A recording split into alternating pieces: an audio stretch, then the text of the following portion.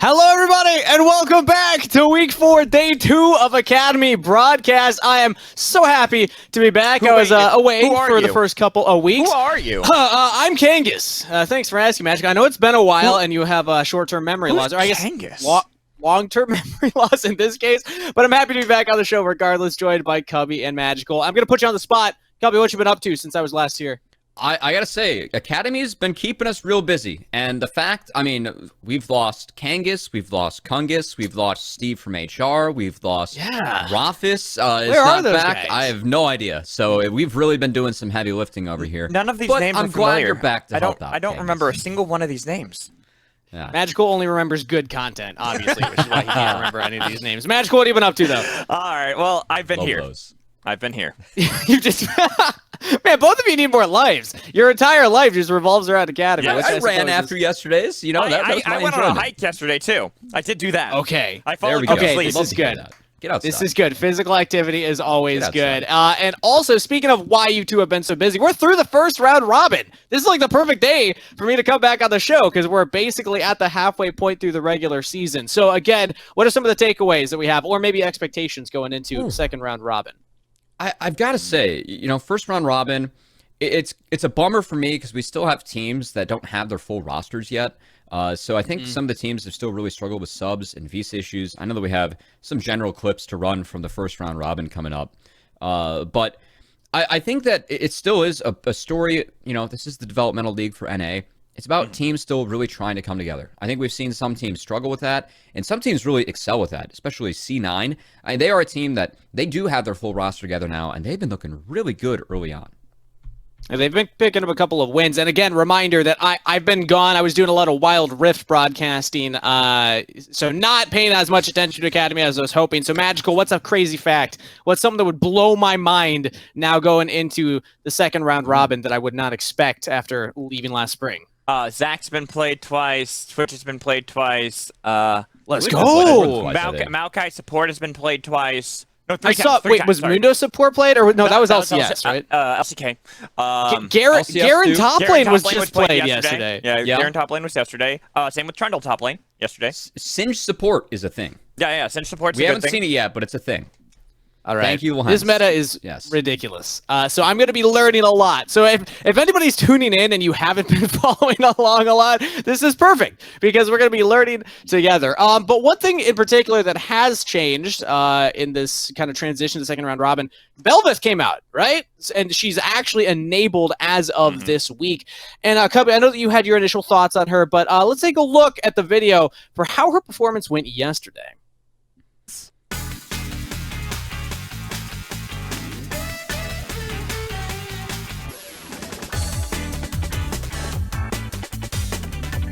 Sweet.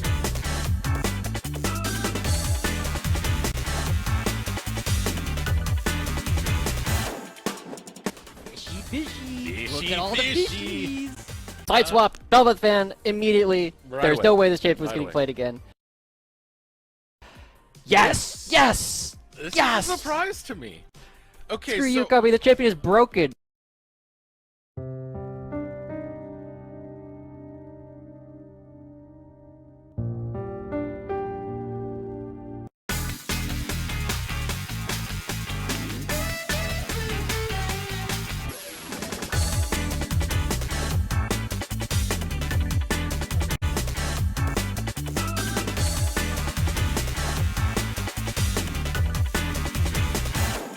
Yeah? suspense. Take a toss. You want to win? Is it gonna be the first pick? There you go. Take a toss. Win the game. Let's go. He's gonna walk mid. They're gonna get this entire turret. Watch.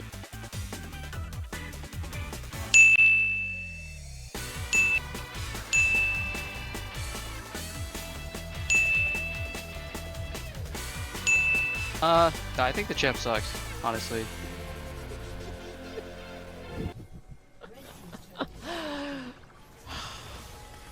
Bel'Veth. Screw you, Cubby. This champ's broken. That's maybe my favorite line that Cubby's ever delivered. But obviously, Bel'Veth had a couple of games played. Yeah, We saw it once. I think it's a champion that if you put it with the right comp, the right tools, if you get first Rift Hero with this champion, it's busted. Like, your ability to push with First Rift, it is so good. I know we saw it in one of the clips, taking top outer, top inner, and even getting a crash into top inhibitor turret. I still think the champ's beatable, and I just think that we haven't had enough time to figure out, like, what can necessarily beat it. I know that Jax is actually a pick I really like into Bel'Veth, considering how auto attack heavy she is. We're starting to see blind Jax in the top lane when we do see a Bel'Veth. So I don't know. I'm just curious to see, as people explore this champ more, I gotta say, it feels busted if you get monster objectives, but you shouldn't be able to get monster objectives with Bel'Veth. So I'm just hoping we see teams figure it out. Yeah, I was about to say, we kind of saw what happens when Bel'Veth doesn't get that Red Herald first. Maybe the two of you saw. Useless, maybe on your stream you saw. I will say, it's really funny how the two streams were so different with the approach to Bel'Veth. Looking at the Academy stream, this channel right now, the Bel'Veth was the pick. That was popping off in every game. We saw it once, and it was trash. I do like I think I think it made sense. You know, it was Cubby casting those ones. Obviously, had to reinforce his bias against the champion. We'd love to stay biased up here. Yeah, and it's not like saying anything against Acadian who played it. He just like you called out there, Cubby. The Udyr pick into it was so good. Yeah. Same with Talia to make sure there was no really way that Bel'Veth could even utilize E. Yeah. But of course, Bel'Veth's played a lot, hasn't got a Penta yet. I think that she's one of those champions that is going to be behind that list of potential Penta champions. But you know who has gotten Pentakills? Two players that are actually up against each other in this day's matchup here. We have Immortals, Pretty, and 100 Thieves Academy's Jimmy, which both had Pentakills throughout one last split and one this split already. But I think there might be a curse with Pentakills in Academy. And let's take a look at Pretty and how his Pentakill worked for him. And Pretty finds the flank as well. And now finally Arrow can walk forward with impunity because Pretty is setting up the dominoes to fall. It's a quadra. Pretty, will he secure it? Pentakill for Pretty. There is a meme going on in my team about me getting Pentakill with Castle and us not winning game last split. We're playing against a team. I got Pentakill as Castle and then we lost the game. And I keep getting blamed every day for not carrying that game. And I accept it, you know, it's fine. I did not carry that game and I should have carried that game. So it's a champion that got buffed, basically, because he had a weak laning phase. Now it's much easier to lane and all. So I really, really want to play him. I think I'll get the chance to play him and then just carry a game. I'll get to level 16 and I'll just kill everybody. And then, you know, I'll stop this meme forever. It's too much. It's too much. One split was enough.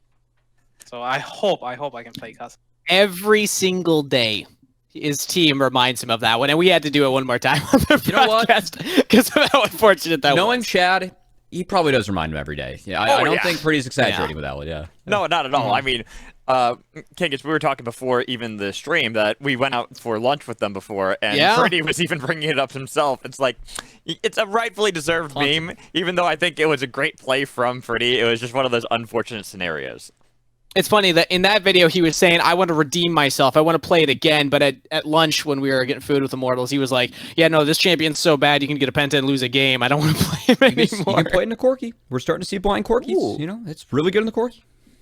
Okay, all right. But of course, opposite the Rift today, Jimmy also got a Pentakill recently. Yeah. And that game was pretty close, too. So let's take a look at Jimmy's Penta.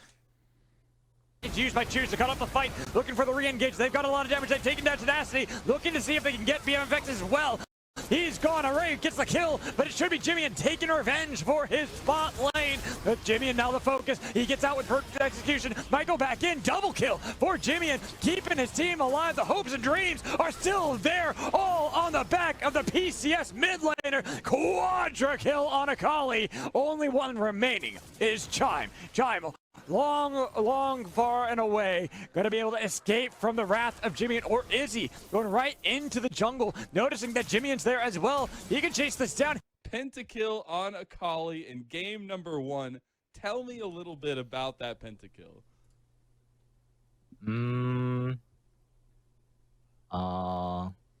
Just so surprised. It takes him so long to reply. He's like, I don't know. I guess it just kind of happened, right? I mean, Penta, yeah. Who you don't go into a game expecting to get a Penta. I gotta say, our game-saving quadra kill from Jimmy in there. He did have one moment in the game, but he saved it in the end. I was about to say, he had to, because he almost lost the game with that pick, where he got caught out at the inhibitor turret of Golden Guardians. Then a straight push down mid from Golden Guardians. He respawns as one of the few people alive, gets the quadra kill after the Nexus turrets had fallen, and then they push back and win the game immediately after. Pretty clutch. It's crazy how we almost had 2 pentakills into losses from mid laners in 2 different splits, and now we get to see those 2 up against each other today. That's actually our first match on this stream, so make sure that you stick around for that. It'll be a lot of fun. But now I want to bring the conversation to what I had brought up at the beginning of the show. This is the second round robin that we're entering into now. So we have an entire series of matchups for each of these teams against each other to pull from, and I want to start talking about the lessons. What we learned from round robin 1. Cubby, I want to get your what your thoughts are first. Well, we might as well just get the clips rolling here, because we got to catch Kangas up on everything that he missed as well. As, of course, Kangas might have been in a different time zone for all of these. But the things we learned. Tenacity. Holy crap, this guy's really good. Really good. Him coming off of a split as a player that ended up more in somewhat of a coaching role with 100 Thieves. Yeah, seeing him play full-time in Academy, it's been a treat. I think 100 Thieves are a team that's going to be really exciting to watch in the next round robin, but also C9. For me, Shaden has been one of the most impressive rookies, and since C9 has gotten their full roster together, they look like a team that could be vying for the championship. These guys believe it. They've said it themselves. Interested to see if they can really have a powerful second round robin to move up in the standings. They are 10-8 as they went 1-5 playing with their sub squad in week 1. They need to do a little bit of catching up. They are playing really good. Yeah, and I honestly even look at like how a lot of teams have formed. Of course, the first part of the round robin, there's a lot of experimentation. You're also bringing some of the teams don't necessarily have their full rosters, and we saw that. You were talking about that, Cubby. But I'm also looking towards these teams that haven't had quite as a successful first round robin, and to see how they can regroup themselves, how they can go in starting today and then after the break as well, with performing a little bit better, trying to find better plays, or just learning as a squad, because we have some very young, talented players on many of these teams, even towards the bottom of the standings, that we expect great things from. Yeah, it's crazy to me because, again, I haven't watched every game. In fact, in full transparency, I just caught yesterday's game, and I've been looking at a lot of stats because I was gone for a while. Some of the craziest stats, we actually got to see one in the clip there. Rosethorn has 5 neutral objective steals so far in this split, the highest of any player, which is just crazy that he's kind of developing this reputation now as being this jungler that can find these clutch moments. Yeah, Cubby, your thoughts? I gotta say, Rosethorn is someone that is in that sub position. He's also second in goal differential at 15. I think he's been playing really good. And Kevy did secure that visa. We will be seeing Kevy in week 5 onward, but Rosethorn's still someone that I really believe deserves to be playing in this league. And I gotta say, we do have a week off, and there might be some roster changes. Going into week 5. It may not just be visas, so we're gonna have to see, how some of these teams shake out. At the bottom of the standings, the top of the standings, we'll see if any teams decide to utilize the week to swap out what they're running here in Academy. It might be interesting. Diving into week 5 could have a couple rosters look different. You just dropping that in there? Just a little spoiler. We might have some changed rosters going into week 5. Come on, Cubby. Where's your source? But he was supposed to be there. Yeah, exactly. There's some players that are supposed to be here that we're expecting. There's expected roster changes already that we haven't seen. Hoon yet for Dignitas Academy in the top lane. Tony Top's still been playing. Kevy, as Cubby had already mentioned, we're seeing that probably going to happen as the break ends. Oh, the break ends, so 2 weeks from now. There's a lot of things that we already know. Of course, I would also kind of agree with Cubby, even not knowing like what's going on behind the scenes. When you have a week off and you're also looking towards not just the rest of Academy, but you're looking towards Proving Grounds as well, this is probably the best time, if any, to make any roster changes at all, because if you get too close to Proving Grounds, you're just risking a lot for nothing. Yeah, I think we're going to see a couple teams utilize that, so that's all I'm saying. Especially since we have, again, every team has played every team once. They can look at that and say, all right, what's working, what's not? Do we need to put in some different players going forward as they make that push for Proving Grounds? But we will start second round robin today. That is, of course, leading into Proving Grounds. But what's the reason for Academy in the first place, if not to make that next step, that next jump into the LCS? So I want to go into a next segment here where we talk about players that we think are ready to make that jump. I have my own opinion, but obviously mine is not based on the eye test from this split, but more so effects of last split into the stats of this split. But we're going to go in reverse order. Magical, if you had to promote a player from Academy, that is not fair. You can't drop LCS a bomb right now like that and just say, now Magical go first. It's called a hint. It's called dropping a little flavor, and then we'll get to the main course later. But first, give us our starter, Magical. Work that magic. I feel disrespected here. Anyways, Pretty is the one I have, because I'm looking at Pretty, and this guy has really been popping off this split. I think that he's making a good case of being the best mid lane player that we have in Academy at this point, and that there are some that I would say can contest him, but I feel like Pretty, the way he moves around the map, where he moves with Chad, how he plays out, especially team fights, this guy is a valuable resource to try to look to invest in. And especially when you look at Immortals LCS too, and like maybe with their current performance, they need to look at a switch. So that would actually, not only it is Pretty potentially ready for that jump, but in the actual org itself, who knows? Like after a break week, we could see some crazy changes, right, Cubby? I think it would fit playstyle for Immortals LCS for what it's worth. I think the way that Pretty plays for Chad could play the same way for Kenby, and it could go pretty well.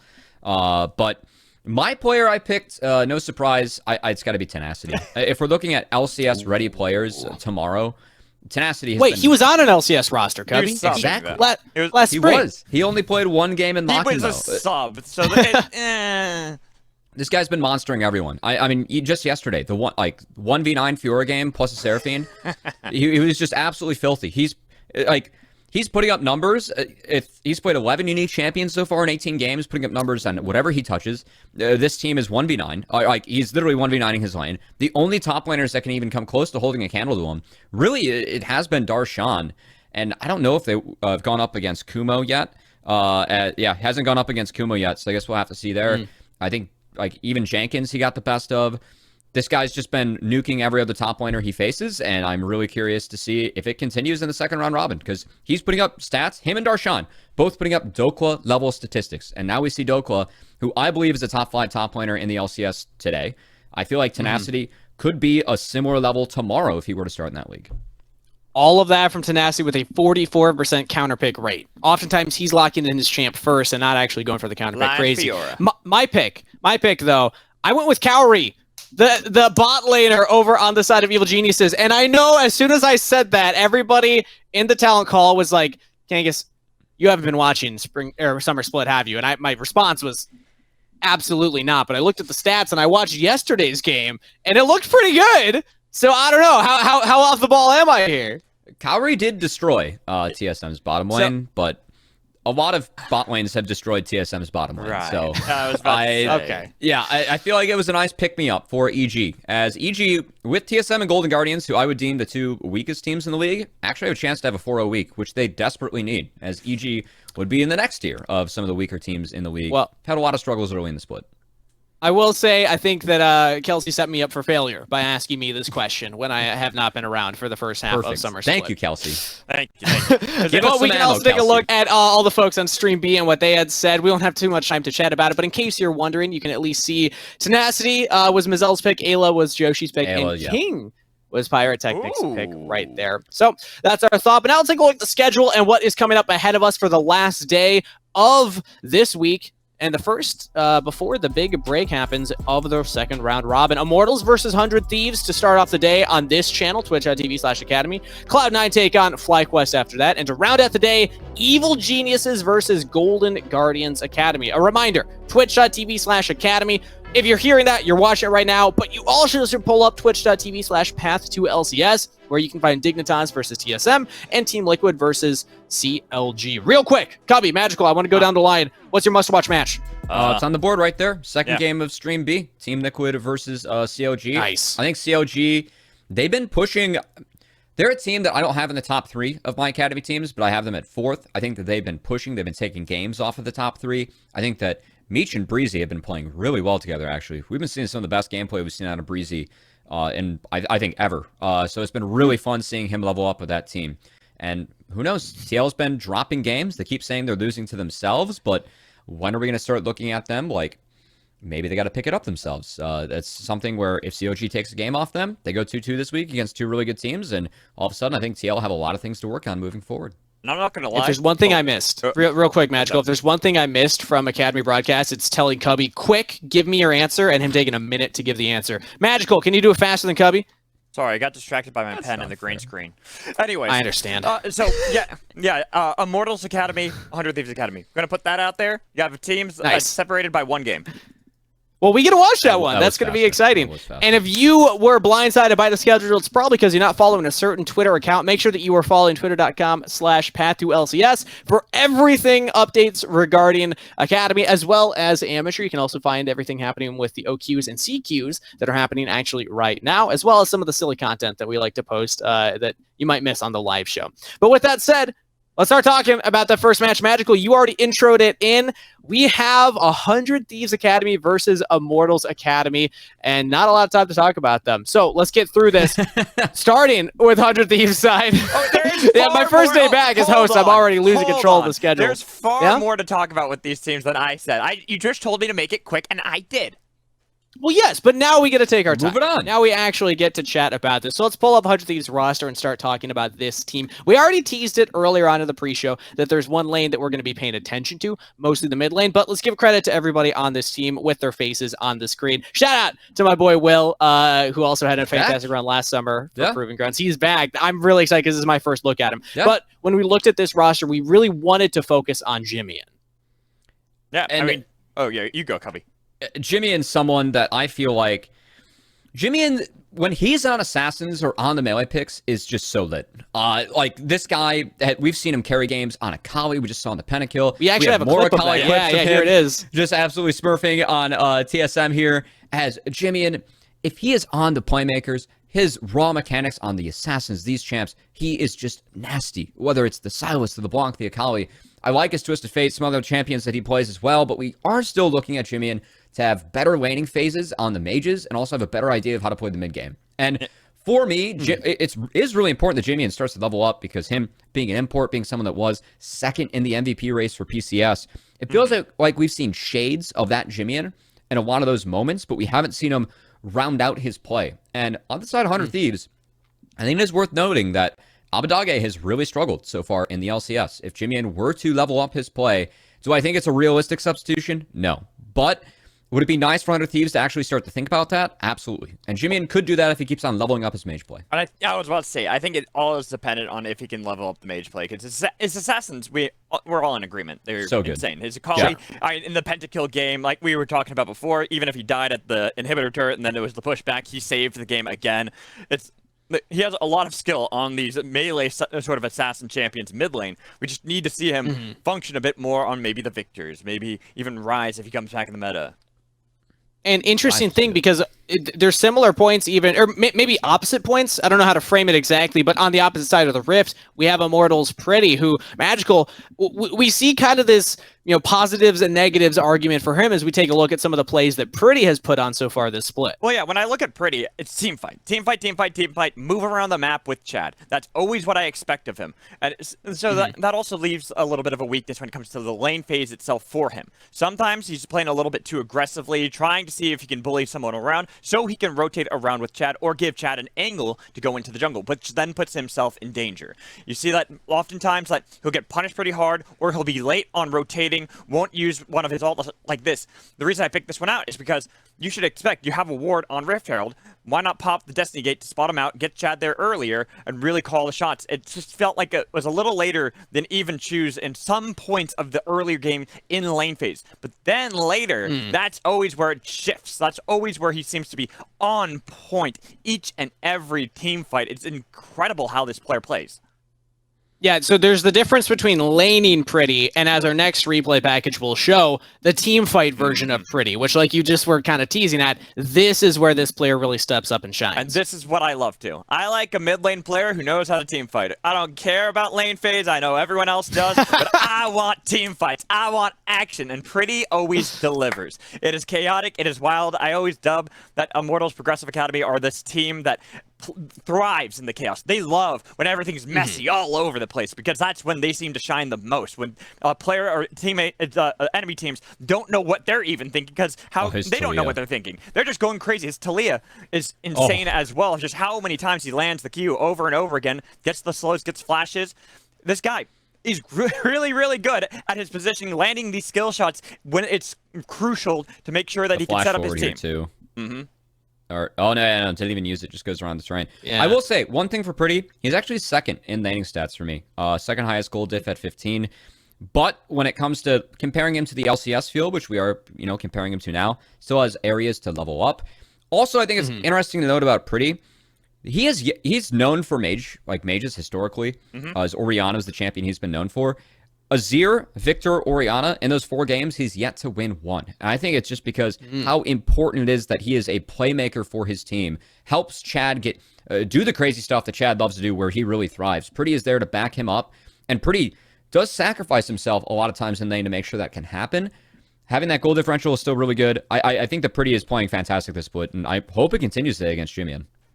That's the matchup that we're most hyped for. And now my next question is how we expect these styles to match up against each other as we get a little predictive heading into Champ Select, which I'm hearing is ready. So I'll leave that as the prompt to throw it over to the two of you to take it away for pick and ban. Magical Cubby, have fun with it. I will try, Steve. I will try. I don't You gotta try to have fun with it? Yeah, really? I know me. I don't tend to have fun on cast. I don't know if you notice or not. It's just like, I always just am so serious all the time and don't make jokes, don't talk about memes.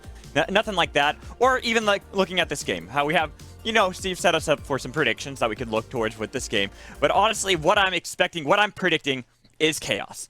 Both teams had such chaotic games yesterday. 100 Thieves winning that second game against Team Liquid where it was all tenacity with a Seraphine behind them, and you even called out there was such a lack of damage on the side of 100 Thieves, yet they still won. And then Immortals, the 2-0 of pure chaos, where everything was happening at all times throughout the game. So I look at this draft, and I'm seeing some of the understandable bans, such as the Seraphine, Bel'Veth. Even if you and I are kind of on agreement, we're not certain on how strong Bel'Veth is, but I'm looking at, how the Seraphine, the Bel'Veth, the Zeries are doing right now, and that's looking at Arrow, looking at BMFX, it's understandable.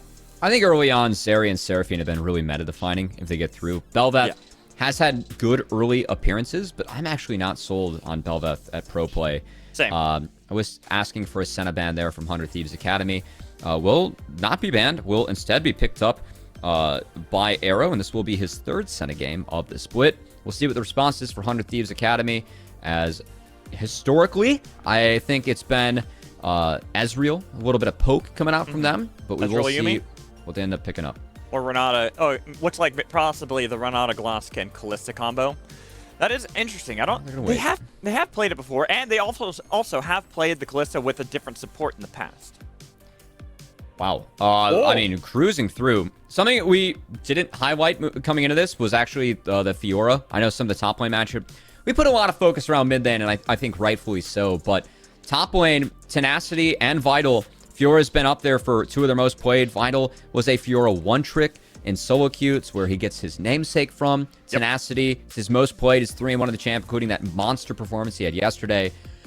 I think blinding your champion against Tenacity is a bold move. And we're going to see if 100 Thieves are going to be able to punish that, as Tenacity wants his choice of champion, and that means that he has to pick it now, and it will be the Kayle going into Fiora now. And I can respect that. As you called out, it's a really early Fiora pick, and usually it's Tenacity, the one that blinds Fiora first, but against Vital, it's understandable as well. Blindable champ.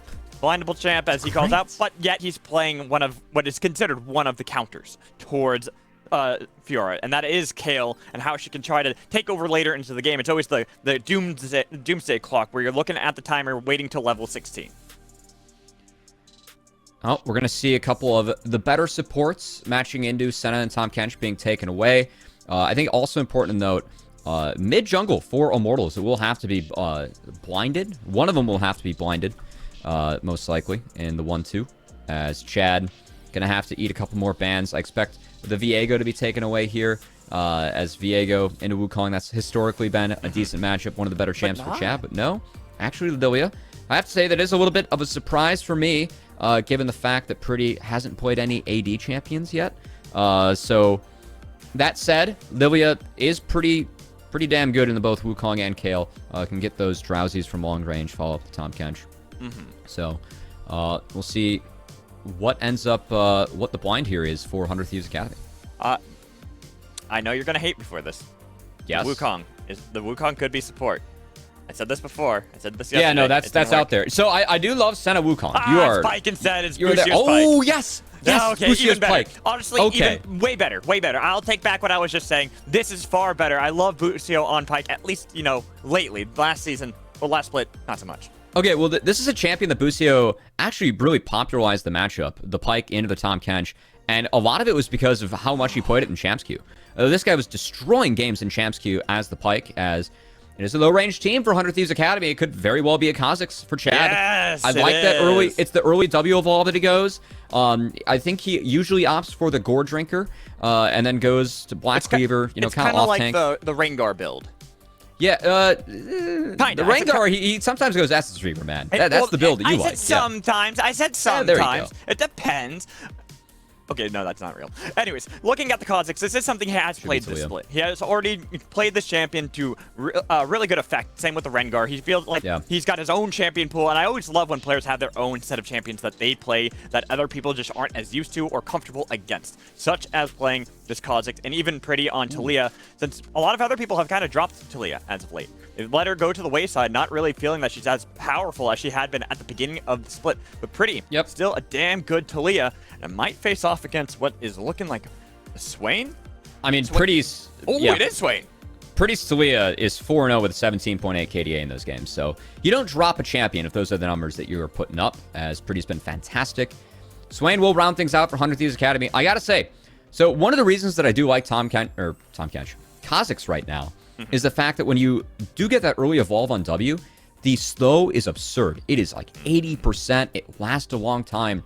And when you look at 100 Thieves composition, they're going to struggle to deal with that. Kale needs to be auto-attacking, needs to be DPSing. That 80% slow, it's, big range, AoE.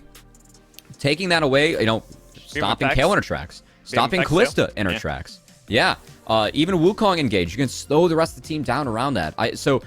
I like when Chad pulls this out, because I feel like he pulls it out at the right time, recognizing that comps can struggle dealing with that range. And then you look at Immortals. I mean, not only is it the Kha'Zix W, it's the landslide from Talia as well. Senna at range. Tahm Kench has a lot of slows. So when 100 Thieves engage this game, they got to be very careful about how they do it. Make sure they're going in on the right targets. If they get kited out, that's when I think things could start to go in Immortals' favor. And Immortals can hit that early to mid game really hard with the ability that Talia gives you to impact the map. And this is why I was saying at the beginning of the day, this is my match to watch. I am excited to get on the Rift for the first game of our last day before a break. Let's get into it. 100 Thieves Academy, Immortals Progressive Academy, facing off in a best of 2. We see a little bit of grouping from Immortals Academy, possibly looking for something cheeky. IMT always likes to go for the cheeky stuff, Mad Magical. I love it. Yeah, they are the team. Chad loves his level 1 game plans, as I think Chad is oftentimes started against his enemy buffs, as I think it is important to note, too, Chad going up against his opposing team, of course, did help 100 Thieves Academy last summer in Proving Grounds take that elusive top finish. As always fun to see him go up against his old squad. Oh, yeah. The team that he won summer in 2021 with, now going up against them here in Academy, seeing if he can beat... Well, I guess this is like... Not even his second replacement, because he replaced Kenvi, who then came back, and now Will's here to replace Kenvi, who replaced Chad, who replaced Kenvi. Yeah. Anyways, looking at this game, looking at the positioning, I like the ward that was placed down by Chad onto red. Now knows that Will is going to be starting on the exact same side as him, so there could be that potential for him to look for a little bit of a skirmish around bot scuttle. Bot lane's going to be important this game as well, just given that it is a Pike lane into Senna Tahm Kench. Important that you are able to connect with those early Qs. As the Bone Skewers, if you don't land them early, you kind of don't have as big of an impact as you would like, as Busio will be fishing, will be dodged out by Joey, so no Bone Skewer going up against the Catfish as Busio BMFX trying to play this aggressive lane. Gotta say, BMFX, one of the areas that has struggled early in the season for 100 Thieves, it has been the laning of BMFX and Busio. BMFX down in a lot of laning stats, has struggled, I think, his first split of Academy. But this is a very aggressive lane if they are able to pull it off. Could be a good look. Could be, as right now. A little bit of poke in mid lane. Pretty and Jimian both facing off. It's Jimian getting the better stage of the lane phase as kind of expected between these two. You'd expect Pretty once it gets later into the game, or even more like 6, where he'd look for the movements around the map. Try to make a play somewhere else, possibly as you had called out the bot lane, since that's looking like it will, if they don't stop Busio, if they don't stop Pyke, Pyke is a great snowball champion. We've seen Busio take over games before. As at the moment, I think we're going to see Chad circle back to the top side after red, as they do not have bot priority.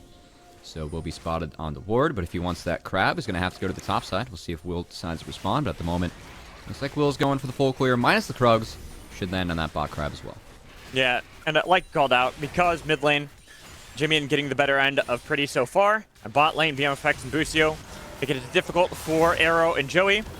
Really difficult to actually look to try to see if you can contest the bottom scuttle. You just make it easier for them to rotate on top of you first. So instead, go to the lane that has a little bit more power. This top lane, Vital on Fiora into Kayle.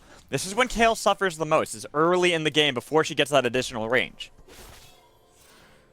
Gotta say, Tenacity, given where the health bars are at, and the fact that he has Doran's shield, though, is actually outperforming this matchup already. Yeah. As we did highlight Tenacity's stats so far. He is third out of all top laners at the moment, which is pretty wild to think of, with a plus 474 gold diff at 15. Darshan, one of the top laners ahead of him. We'll talk about his in our second series today as Chad. Chad. To spot Will. Yeah, we'll have a little bit of skirmish over here. Getting at least decoy out of Will, so Will will go back away. Probably even get a reset on Krugs that might delay his clear just a bit.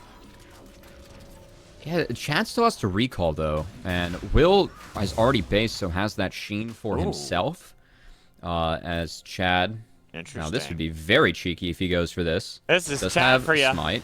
This is Chad for you, man. Also... Chad goes for plays you don't expect. Yeah. I think he's going to get it. So Chad getting some early counter jungling in. See if Will finds him, able to find anything. Oh, actually, he might be able to find him. There's no Smite. Pretty Chad low. gets it. Yeah, Chad should get it, and does get it indeed, and there's going to be the decoy from Will. With Jimmy having TP'd back just in case he needed help out if Chad wanted to have a little bit more of an exchange, but Chad knew he needed it back. I want Will to go get up in the face of Chad. Will knows that Chad is yet to base. Tenacity did TP, so I guess he doesn't have the top side prio, but still has an item advantage. And so if Will goes and hunts Chad down, he has Sheen, and he has Smite coming up. I like this. I do too, and Will looks at the damage, hits the leap out of Chad, flashed in for first blood. Again, Chad is yet to base, so Will, having the item advantage, knows he can get up in the face of Chad, knows that if he finds him with how low Chad is, can get him. As Chad going to be forced to take that base in the gray screen. Will sends him back there early. Well played by the young jungler of 100 Thieves. I think him getting back in Academy, we've seen the mechanics from Will. We've seen the team fighting from him. But we haven't seen as much of those big brain early game plans, early game pathing that I think we saw with him and Dignitas when he was playing around lore, though. Good to see Will here as Vital. And now Vital, he gets a little too far fighting against Nasty and Will. Wants to jump over the wall. Will be able to do so, but he took a lot of damage just to delay it back. And that's going to help Tenacity, because now Vital, losing all that HP, Tenacity is almost at 6. And that's when he gets the range, so you can deal with Fiora. There it is, off that melee. As Chad gets phone skewered by Busio. Same level, too. But that's a lot of damage laid down by Chad. Having the Iron Spike whip as well, so he can chunk down Busio. Busio is even still staying around, but they know he's there because of the control ward. I'm going to try and find Arrow, as at least get some harass down. Just a bit. Feed Jimmy. Jimmy still Swain still gets souls off the W, right? Yeah, he does. Yeah, I expect for you to know that one, man, Magical. I like Swain. I was never a Swain fan. I liked old Swain. Let's see, I like both. Okay. I also am known to abuse champions that are new and reworked because I know they're going to be more powerful than the normal champions, so I'll use that for free low. Anyways, looking here, mid lane, nice demonic contention coming in from Jimmy and to be able to keep himself alive, but now he's forced back. Look at the damage, the flash away, but the flash in from Pretty, looking to see if he can get another rock. Taking down Jimmy. Busio was trying to body block, but Pretty able to use the flash, get that last rock around as Jimmy loses out on the 2v2 against Pretty. Well played by the mid laner of IMT. Well played indeed, and this is kind of what we expect from Pretty. He was getting... It was a difficult lane phase, getting pushed by Jimmy consistently, but once he finds the angle, once he's able to get that ult off of Jimmy, flash gone too, he knew that that kill was his. Obviously, because he got the kill. Thank you for clarifying that, Magical. Yeah, I don't know if I made it appreciate obvious that. enough for you. I just had to really spell it out. I feel like I didn't make it simple enough. Yeah. I needed it. Okay, so let's look at the top lane matchup. Vital, he has gotten back, has TP'd back into lane, but now his lane's getting frozen. He's down in CS to Kayle. Kayle's level over him. What does Vital do to get back in? Honestly, this is where things get difficult for the Fiora. The best way that you want to play out this matchup is you want to dive on third wave, and you burn the flash from Kayle, and then you dive again later. We do not see any dives come in from the side of IMT. And so at this point, you're a ranged champion against Fiora. Fiora can go even in the lane, but you're going to have push, and we see 100 Thieves utilizing that right now to try and get this Rift Herald. But you can see IMT fully rotating. Vital can fix this wave. Pretty has arrow right behind him as well. Yeah, Maybe a little bit of damage to Evolve W, as you had called out. Was able to get a little bit of AoE. did sneak in here. Yeah, exactly. Yeah. I think that's why Chad's playing cautiously. He's like, we don't know where they are. It could be dangerous. And they're bot lane. Uh-oh. Joey, are you going to get Joey BMFX? Oh, Mo solo kill. Wait, he turns it around. And it's actually Joey who got Joey'd by BMFX.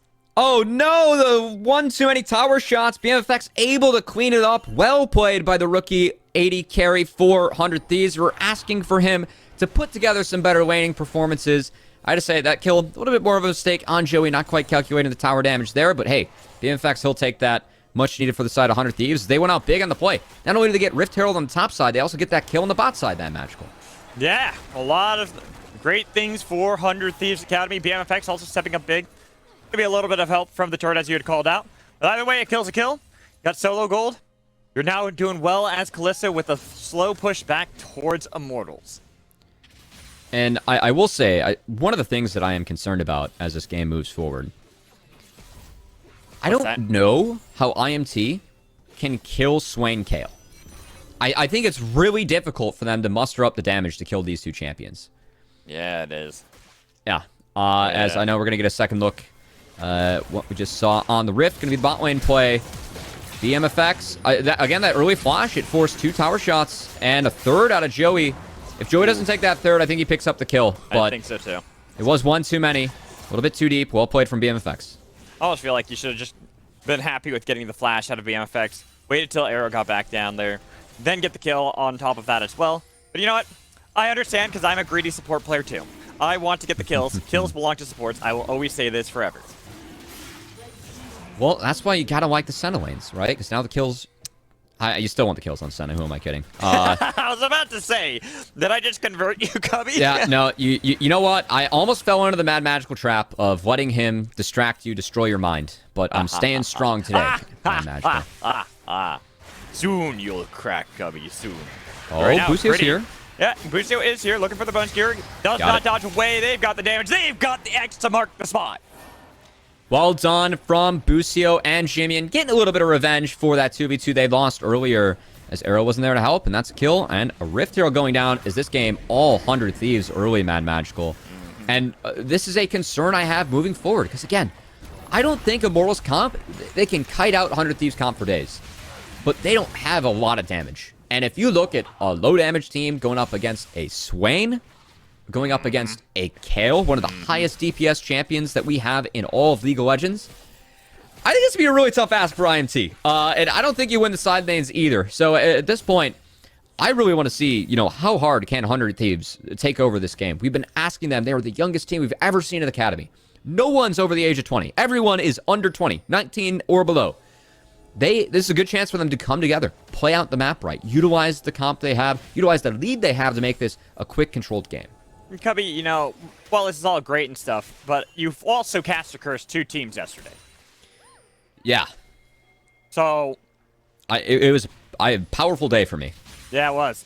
That's why I don't know if I believe you when you say that they don't have enough damage, because suddenly I'm looking at Immortals and being like, I mean, I don't see the damage either, but... Well, on the side of 100 Thieves, rest assured, I do have a different coffee routine today. As we are... So it is a 6-game day for us. Oh, is the Caster Curse done then? You got the coffee? Yeah, yes. I made my own coffee and had it in the winnable mug, which meant that every game was winnable. That's not the routine today. Okay. So now, gotcha. So 100 Thieves, looking at how they're playing this game, they've got Imperial Mandate on Jimmy. That's actually something we've seen a lot out of Swain. Back when he was playing bot lane a lot, but now that he's playing mid lane, same thing. Yeah, so the idea with it is that once you get the Rylai's, the passive that procs on Imperial Mandate, you can proc that with when the ult goes, you can proc that with Rylai's every single time. So it really helps that 2-item spike feel really good for Swain. Ooh, nice size shove. Yeah, good base defense. Again, the one concern for Hunter Thieves is that Pyke, you do get out. Pyke in later stages of the game doesn't feel great a lot of the times, but Tahm Kench also, you just kind of become a meat shield that can eat people, whether it's your teammates or enemies. So Busio, not going to feel too bad as the Pyke this time around, and that base stop from Tenacity means he gets another plate before plates run out. We look at the gold graph.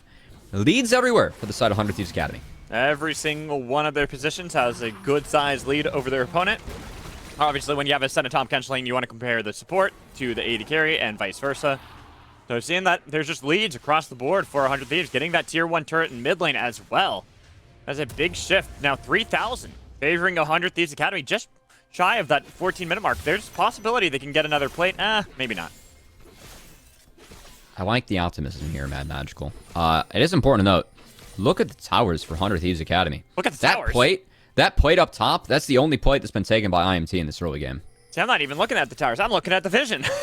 Yeah. Immortals, they can't see anything on the map right now. It's all dark. Must say, looking grim early for the side of IMT. I think their comeback mechanics, again, play with range. Chad, his ability with, I believe, the W evolve first to kite out the side of 100 Thieves, utilize Pretty, set up some picks. That's going to be really, really important for them because they do not win the DPS. Shout out to our observers. We got Aether Wing Kale being evolved again, looking clean. This is my favorite Kale skin. This one's worth the money, I must say. Not paid by Riot. It is a good skin. We don't get commissions. Honestly, it is a good skin. But now you have one step closer. Level 11. Once you hit level 16, that's always what people talk about that in Kassadin. Level 16 is the doomsday clock for Immortals Academy. They look to contest this Rift Herald. They've got some vision back. Nice little escort crew, allowing Chad, allowing Joey to go inside the jungle on the bottom quadrant of the map so they can gain control and know they had perfect control of this Rift Herald topside. Yeah, I think Will's starting the objective there. A little bit of time lost on his part as 100 Thieves didn't have their wave set up. But it's not like that objective went over for free. So we do see Jimmy cleaning up this bot outer turret, I should say. As usually, I will take the gold and XP and a turret over second Rift. And I think 100 Thieves and Jimmy agrees, as he's going to be feeling real nice next time he takes a base. In fact, they're already popping the Rift Herald fairly early just to get that extra bit of gold that you're talking about. They are lacking severely. That gets them at least 500 more gold, but it's trade now for the second dragon of the game. Seems that Immortals are just on the back foot consistently in this game. They're the ones getting outpaced and not finding the position, even inside of their own jungle, where they formerly had control over the river to make sure they can go for that Rift Herald. Now they've lost their own red side. They've lost the red buff to Will. I think Vital got it as... Did he? Oh, he did. Yeah. Oh, sorry. Not bad. Will already had it from before then. So with Immortals, their composition, the one thing about this Kha'Zix plus Taliyah is that there's not any hard lockdown to play off the Taliyah. The only hard CC that you have is from your bot lane in the Senna Kench. If the root connects from Senna, or you get a nice Abyssal Voyage from the Tahm Kench, you are able to, chain that with the flip. Not the case, though, as Pretty, again, set on the back foot on this Taliyah. Pretty tough to deal with the Swain, too. You just don't have the damage, don't have the DPS to... or the burst damage, I should say, with the Swain to deal with the healing and the DPS that he's able to put out in the back half. And again, IMT weren't able to make early plays, weren't able to get ahead, and now they have to deal with the consequences as 100 Thieves, their comp, very strong, very difficult to deal with. They have to kite him out and pray. Ooh, and now it looks like Joey got caught out. Oh, nice. That's going to be a nice Abyssal dive away, but look at where Chad was. Even with the leap, it's not that far. He's only level 9, so Chad can follow us up with the Cyclone. He doesn't have flash, he's got eat from Joey to keep him alive, but there's Busio still right on top of him. But they're all coming in, but Busio, barely gets the divine intervention to make sure that he's going to be able to survive unless Arrow can take him down. He's on the other side, and now they're focused on Arrow. It's going to be a kill for BMFX. They've got 2, the bot lane gone for Immortals. Clutch ult from Tenacity as the top laner helping out the support. 2 of the players were... Busio! That's you a bonus. Go, Busio. Might as well go fishing with the pike as he takes down another 100 X alum in Chad. And 100 Thieves, man. This game feels like it is all them from start to finish, man. Magical, and some of the things that we have been asking for. Teamwork, Busio's ability to lead, these guys improving their macro play. We didn't really see it yet the other day, as, you know, going up against Team Liquid yesterday, they got ran around on the map a bit, but today it really looks like they're playing more as a team. It's a good look as we get to take a second peek at this. Oh, clutch ult, and Busio barely able to get away from Arrow.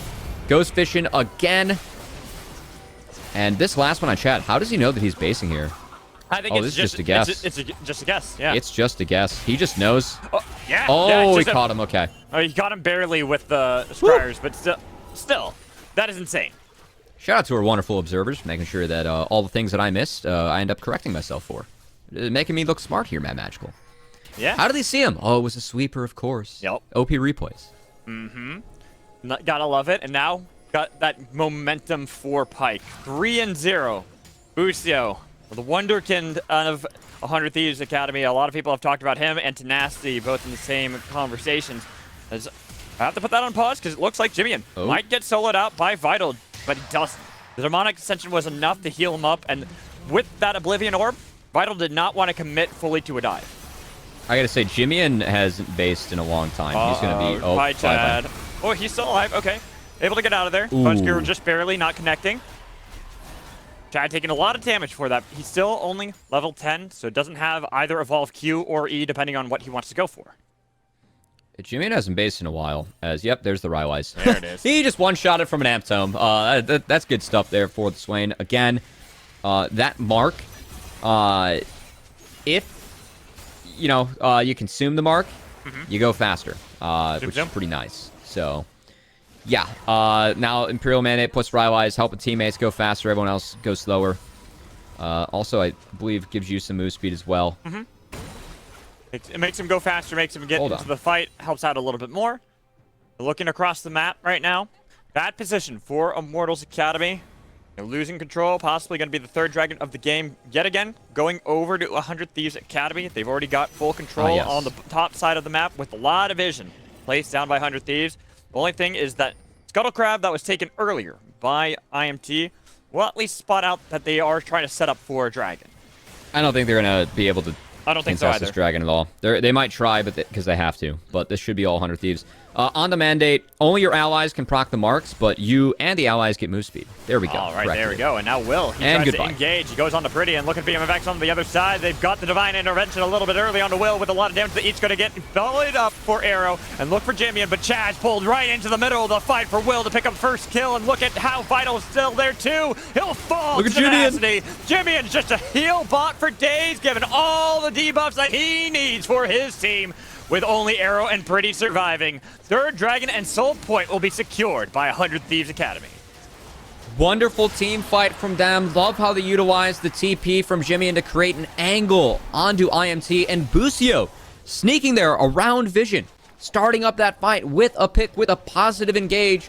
Again, some of the steps we're seeing for 100 Thieves Academy, we've been asking for this team to round out their skill set. We know they have some of the best hands in all of Academy. These guys have been beating teams with their mechanics. But seeing them win with their brain a bit too, I really like this look from 100 Thieves, as they're really utilizing all the draft advantages I think they had, especially given that IMT didn't get off to a good start, to the max, as IMT are now forced to fish 4 plays. Looking for Tenacity. That will be... Oh boy. Wow, that was a lot of damage put on the Pretty by Tenacity initially, and now Tenacity without Flash, Divine Intervention as well. We already knew that he was dead meat. It's just unfortunate. Stride Breaker help there from Vital. Love to see him getting up in the face, saving the ult too. As 100 Thieves will be looking to answer at other waves. Good pick from IMT. As IMT with that one pick, I doubt that's going to really get them in a position to come back into this game, especially if Busio makes a pick like this on a Joey. Joey just getting burst down. Honestly, they didn't even need Fear Beyond, Death from Below there. He was already dead.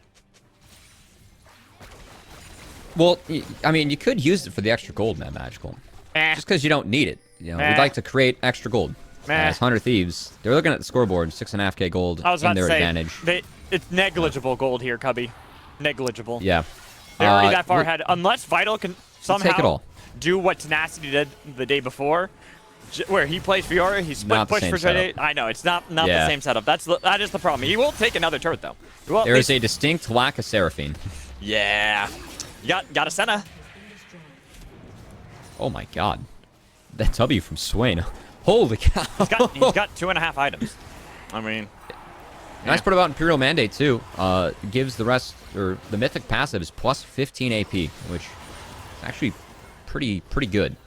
It's quite a bit, and helps out Swain. I think it Some of the works really ratios he well has. too when you have a Kale on your team, so you don't really have to worry about not having enough AP damage. Kale's gonna provide more than enough.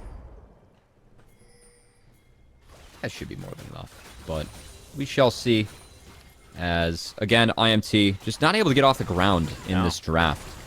I think that some of the setup to get pretty roaming around just didn't come to fruition, and I must say props to Busio and BeamFX. I know that Jimmy did fall early mid, but I think that the two of them, we were asking for better laning performances. They hung in there against Arrow and Joey, and even were able to turn around and play in the bot side. But That now was big they're as Joey. looking for Joey right now. Oh, With boy. the bounces around, he had to go golden just to make sure that Death from below doesn't go off and get the Vital? kill. There it is. Already got it with a lot of damage on the other side. Vital is able to get BM effect off of him, but look at the shield that's coming through to keep him alive and keep him chugging. They can take down Vital and get a killing spree for BM effect. All the while, they already had Chad cornered. Triple kill somehow for Busio. Pretty. He could be a hero if he wants. He's trying his damnedest. Low health bar, though. I don't think he wants to commit fully. He spotted on the wave. Tenacity's gonna come fishing as Pretty. Pretty. What do you do now, Pretty? How do you get out of this one? How do you Gonna give to survive? quad to Busio? I think he's trying. Oh! Missing just barely. Nice sidestep from Pretty. I feel like this is going to be another duel here. Well, kind of duel. He's outnumbered, outgunned. Can you do it, Pretty? Can you beat him? Hand check. Let's see if he's got the hands. Missing the bone skewer, but he's spotted out by the blue. Seeing if he can get the blast going, but he's blind in this alcove. He is golden in the alcove, and now that you have 3 members on top of you, you're dead in the alcove. At least Pretty was able to stop Baron from going down, but still, it's all 100 Thieves Academy. Soul point for them left in a minute. And what a statement to start off the second round robin, as 100 Thieves Academy, coming into the day, second place position. They split games against the other teams towards the top of the standings with a 2-0 over CLG. Did drop 0-2 to C9. But, man, this team, again, the more that they play as a squad, the scarier they get. Because when you look at the players they have, the youth, the hands on this team, there are players that we really feel like could be in the LCS tomorrow with Tenacity. Could be future LCS All-Pro players. When you look at Busio, some people would even argue Will. I think that the upside that this team has, it's fun seeing them play more and more as a team, because there is no other team from top to bottom with this type of upside in the Academy. The fact they're second in the standings and coming together as a team makes them a very scary and very exciting team to watch moving forward. And playing like this against the team that is right behind them, just one game separates them before this game in the standings. To have this kind of performance is a massive statement that they belong at the top, that they are going to be the gatekeepers, and deny everyone else from getting there. Just them and Team Liquid at this point. Unless Immortals can pull off a miracle. Talia wall, the Weaver's wall, it will cut them into the pit. They've got Will and Tenacity. It's stolen away by Chad. Not going to have the soul for themselves. And now it's They're split over the wall. He's got a lot of damage. Same with Will, though. Look at Pretty. They're trying to see if they can take him Tenacity. down. With how low people are. Busio. Pretty's coming up huge here. He's saving him up at VFX. On the other side, he takes down the hero of Immortals, Progressive Joe Jimmy, and it can clean up the rest with BMFX. Bit of a mistake there for 100 Thieves. They were split over the wall. I think we'd still see the struggles of the composition that IMT have to face down as 100 Thieves. It wasn't the best fight, not the best result for them, but in the end, Jimmy was ignored, and he just goes untouched throughout all of IMT. And with Chad falling at the end, that might be enough for them to feel confident enough to start Baron. Also, you gotta give credit to BMFX and how he's playing this game. He's been this 80 carry player that's gotten a lot of criticism so far. But he's 7-0-7 in this game. He got that solo kill gifted earlier on Joey, and he has utilized that to the fullest effect here in this game. Constantly diving around these fights, always staying just outside of range from Pretty, from Chad, from Vital. Jimmy will be getting low. We'll see how much this run deals here, man. Magical. Yeah. Okay, 1,800, not bad. Not bad. As BMFX. Yeah, this has been, I think, his strongest game we've seen yet. One of the better fights we've seen from him, as props to Chad. He's the madman, just goes for the straight up flip. He wins it, and 100 Thieves were split over the wall. But look at BMFX. Yeah. He's free fire. He was. You can go over that wall with an auto or a Q, but he decides to go around, and frankly, Jimmy in throughout all that just could not be moved, cannot be touched, as he ends the fight with his full health bar. Not bad. Well, the thing I liked about BMFX not going over the wall is that he remained completely untouched, and he was just free firing on Vital that entire time. So Vital looked like he might be able to turn it around with Pretty. Couldn't survive long enough. He was renned so that he died before he got the riposte off, and it turns the tide of the fight. So Jimmy and BMFX can clean up unless they can get this pick. Ooh, Immortals, they're in a bad spot. They have been put so far behind. What is it now? 8,000 gold that they've fallen to 100 Thieves. Well, let's be honest, man, Magical. This game is over at the 15-minute mark. Well, once 100 Thieves picked up that second dragon, we're up like 2k gold. There really wasn't a way for IMT to get back in this one. But to be fair to 100 Thieves, they have put it out very nicely. That last fight was really the one mistake they made. Even there, I mean, they still end up with Baron on the back half. As look at the siege, look at the damage from Tenacity. Oh. Level 17 Kale. It is the AD Kale, as it is an Infinity Edge. Yeah, Kale's gonna be bumping as 295 CS. That's not bad here for the stud top laner 100 Thieves Academy. Yeah, the clock is struck -1, not even 0. It's not midnight. It's worse. All right, hold on. I'm gonna say something controversial here, my Magical. What's that? Kale scaling is overrated. You say is that controversial? Yeah, it is. Okay. More because I'm not gonna say she's the best scaling champion in the entire game, but level 16 Kale is oppressive. Look at Vital. Oh, he just dives in and he can't do anything. He's just taking too much damage. And the fight in mid lane, they already got Joey, because like you talked about, the pike into Tom Kent is oppressive. There's very little they can do, and unless they can get Jimmy to go golden while he's in demonic ascension, they get the double kill coming in from Pretty. But Pretty now hiding back against Will. He goes golden again. The fight on the other side tries to escape from Will, but the flash from Tenacity, and Chad will run up in his ghost, but there's no escape from 100 Thieves. They're rampage here in this game since the 15-minute mark, Cubby. Like you called out, they have had full control of this game. And Chad, he jumps in only to die at the hands of 100 Thieves, and game 1 picked up for the Thieves. Good look for 100 Thieves, as this is a young team. The more they come together, the better they play, the more exciting they get. Is they're going to let the minions do the rest of the work for them. 100 Thieves Academy, dominant win from them. Good looks from their bot lane. Also, Will in those team fights. I mean, his Wukong, worth noting, now 6-0 in Academy. He's been big on that champion. I think it really fits Will well. Just wants to play for those team fights, and what he's able to do with the Kale, with the Swain around him, too much for IMT to handle.